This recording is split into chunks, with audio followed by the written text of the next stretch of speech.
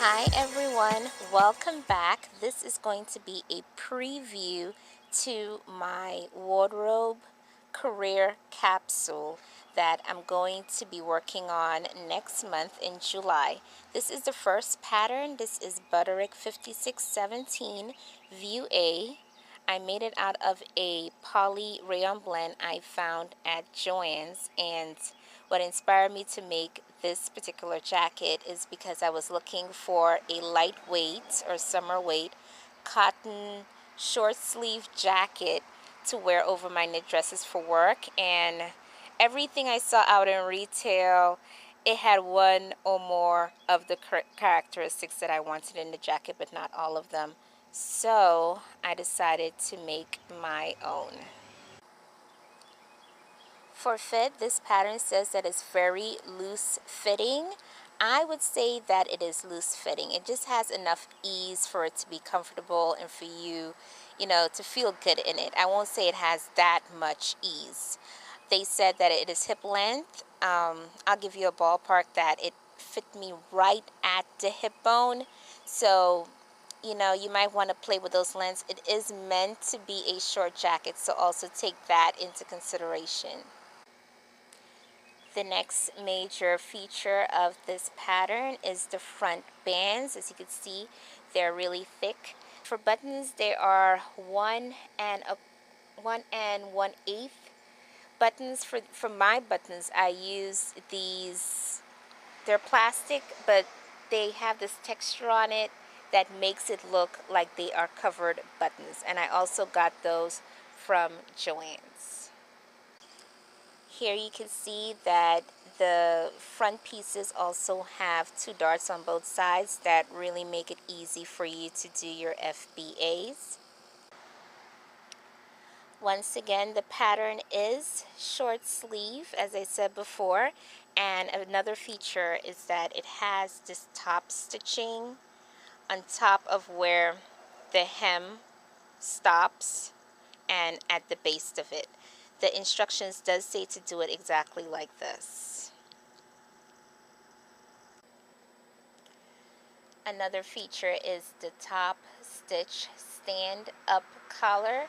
This is a feature that I really loved in this pattern. This was the thing that really made me pick it up. I love how it frames the face, and it just looks so tailored and so structured. I really do like it. And there it is. It's a little bit of top stitching on there. Very pretty. This color went in very well. I absolutely enjoyed working on this jacket. And so this is a close-up of the pockets. This is the main feature of this jacket. It's an inseam front pocket. Look at that. It has top stitch going down on the edge of the pocket, and it also has a carry to the back. This is two pieces that is connected, and I did a walkthrough of how the way the pocket is made, and then I will insert it right here. So I'm going to take you through the pocket making, and this is the first step. They say pin pocket facing, which is piece 2, to upper edge of lower front, piece 3, stitch between the large circles, clip to lower circles. And so those are the marking for the large circles, and it's stitched and it's already clipped. Next step is to turn pocket facing to inside, baste upper raw edges together as shown, and press. So what they mean by that is that you're actually turning it over from the wrong side to the right side. You're going to pull out the parts that was clipped on the edges, and then of course they say base, but I just put the pins instead of basing, and then you're going to press. 5. Pin front and pocket facing to right sides of front, placing based edges along placement lines. stitch from outer edge to lower circles. Okay, so this is where we're at right now. All I did was I attached that pocket part to, this is the front piece, and you just stitch it here. You leave that opening, and this is how the way it looks on the other side once you get that done. So that's flat. This is your opening for your pocket, and that's how you get to this point right here. 6. Turn lower front and pocket facing down over stitched edges, top stitch lower front and pocket opening, keeping front free. Alright, so basically all they mean by that is that you want to separate the pocket from the lower front. That is what you're seeing over here. You want to separate that out, and then you want to run a top stitch. You're not going to be able to see it because it's black, but you're going to run a top stitch along the over the seam, and then along the top of the actual pocket opening into the end. And then after that's done, you're going to be able to, if I can get it here, right, you're going to be able to lay it flat. Okay, focus. Yes, lay it flat, and then this is your pocket, and this is your front lower piece. Neat and simple. Step 7, they want you to just make a seam using the lower pocket and attach it to the front piece. So you're going to use the lower pocket of the actual pocket and then stitch it on to the front piece, and that's all you do.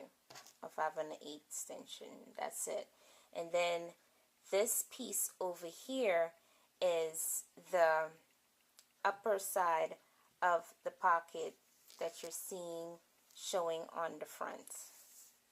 And basically that's what it looks like. Instructions 8 says that you just have to base it, and of course, you know, I'm not going to do that on camera, but that's all you do. You base it, and then this piece becomes your whole front piece that you're going to move on to adding the lapel or the button band. Yes, the button band. So that's what you're going to be moving on to. The final features of the jacket is to the back. It is the princess seams at the back of the jacket. It's absolutely a beautiful detail, and they are all top stitched. So just a few more things before I go. The pattern layout does not mention piece 14, which is the buttonhole guide. Make sure you cut it out before you discard the unwanted pieces. This jacket is made to be unlined. If you plan to line it, you have to compensate for the ease and maybe even go up a size. Okay, all right. So this pattern was a quick project. It has 16 pieces for this view, which is view A, and it took me about, I want to say, like 20 hours. Yeah. It's not an easy or a quick project. Well, I shouldn't say easy. It's pretty easy. It's just not quick. The instructions are really spot on. I'm happy with the fit, and so I definitely recommend the pattern. It will be a good staple for your closet. And that's it.